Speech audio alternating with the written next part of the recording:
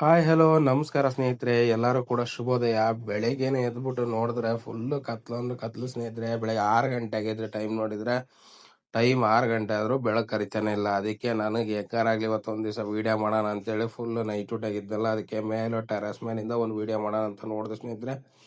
Glass ಹೊಸದ್ನೆಲ್ಲ video ತೆಗಿಯೋಕ್ಕಂತ ಹೋಗಿದ್ದೆ. Full ಕತ್ಲಲ್ಲಿ ಸ್ವಲ್ಪ ಡಿಫ್ರೆಂಟಾಗಿ ಕಾಣಿಸ್ತಾ, ಹಂಗಾಗಿನೇ ಅದು ಒಂದು ವೀಡಿಯೋ ಮಾಡೋಣ ಅಂತೇಳಿ ಮಾಡಿದ್ದೀನಿ ಸ್ನೇಹಿತರೆ. ವಿಡಿಯೋ ಮಾಡ್ತಾ ಮಾಡ್ತಾ 8 ಗಂಟೆ ಆಗ್ಬಿಡ್ತು. ಅಲ್ಲಿಂದ ಸೀದಾ ನಮ್ಮಮ್ಮ ಕರ್ಕೊಂಬರೋಣ ಅಂತ ಹೋಗಿದ್ದಕ್ಕೆ ನಮ್ಮಮ್ಮ ಅವರೇಕಾಯಿ ಸುಲ್ಕಂತ ಕುಂತಿತ್ತು. ಈ ಅಮ್ಮ ಅವರೇಕಾಯಿ ಸುಲ್ಕಂತ ಇನ್ನು ಎಷ್ಟೊತ್ತಂಗೆ ಕುತ್ಕೊಂತೇನೋ ಅಂತ ಹೇಳ್ಬಿಟ್ಟು ಬಿಟ್ಬಿಟ್ಟು ಅಲ್ಲಿದ್ದ ಸೀದಾ ನಾನು ಬಂದಿದ್ದೆ ಮನೆಗೆ. 8:30 ಮನೆ ಬಂದೆ ಸ್ನೇಹಿತರೆ. 8:30 ಮನೆ ಬಂದ್ಮೇಲೆ ಒಂದು ಲೋಟ ಚಹಾ ಕುಡಿಯೋಣ ಅಂತ ಹೇಳ್ಬಿಟ್ಟು ಚಹಾ ಮಾಡೋಕೆ ಹೇಳಿ ಹೊರಗಡೆ ಬಂದು ಒಂದು ವೀಡಿಯೋ ಮಾಡ್ಬೇಕು ಅಂತೇಳಿ ವೀಡಿಯೋ ಮಾಡೋಣ ಅಂತ ಬಂದೆ ನೋಡ್ರಿ. ಈಗ ಅಲ್ಲಿದ್ದ ವೀಡಿಯೋ ಮಾಡ್ಕೊಂಡ ತಕ್ಷಣ ವೀಡಿಯೋ ಮಾಡೋ ಅಷ್ಟರಲ್ಲಿ ಚಹಾ ಬೇರೆ ರೆಡಿ ಆಯ್ತು. ಚಹಾ ಕುಡಿಯೋಣ ಅಂತೇಳಿ ಒಳಗಡೆ ಹೋದ ಸ್ನೇಹಿತರೆ. ಅಲ್ಲಿ ಚಹಾ ಬ್ರೆಡ್ ಬೇರೆ ಚೆನ್ನಾಗಾಗಿತ್ತು, ರೆಡಿ ಆಗಿತ್ತು. ಅದನ್ನೇ ಕುಡಿಬೇಕು ಅಂತ ಹೇಳ್ಬಿಟ್ಟು ಚಹಾ ಬ್ರೆಡ್ ಕುಡಿಯೋಣ ಅಂತ ಬಂದೆ.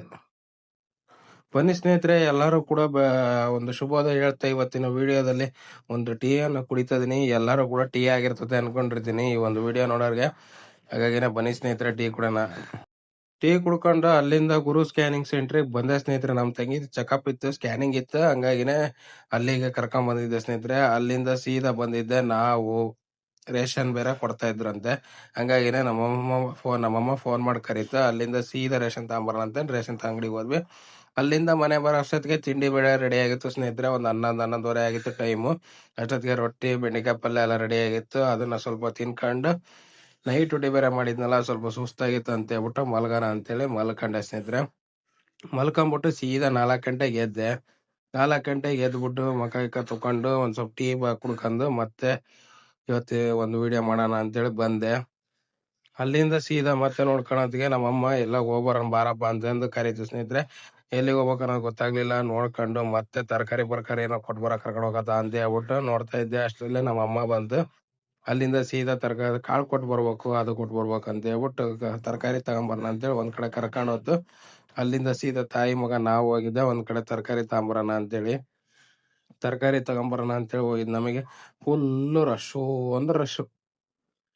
ಐ ಮೀನ್ ನೋಡಿ, ಅದನ್ನ ಒಂದು ವಿಡಿಯೋನ ತೋರಿಸ್ತೀನಿ ಈಗ ನಿಮಗೆ ಯಾವ ತರ ರಶ್ ಇತ್ತು ಅಂತ ಹೇಳ್ಬಿಟ್ಟು ನೋಡಿ. ಈ ರೋಡ್ನಾಗೆ ತರಕಾರಿ ಮಾರೋದೇ ಒಂದು ದೊಡ್ಡ ಅಂತಾರಲ್ಲ, ಆ ತರ ಒಂದು ರಶ್ ಅಂದ್ರೆ ರಶ್. ಇಲ್ಲಿ ಬರಾಬರಿ ಇದು ಮಾಡ್ಬಿಡ್ತಾರ ಒಳ್ಳೆ. ಸಂಜೆ 4 ಗಂಟೆ ಆದ್ರೆ ಇಷ್ಟೊಂದು ರಶ್ ಇರೋದು ಅಂತ ಗೊತ್ತಿದೆಯಲ್ಲ ಸ್ನೇಹಿತರೆ. ಹಂಗಾಗಿನೇ ಅಲ್ಲಿ ಹೋದ್ವಿ.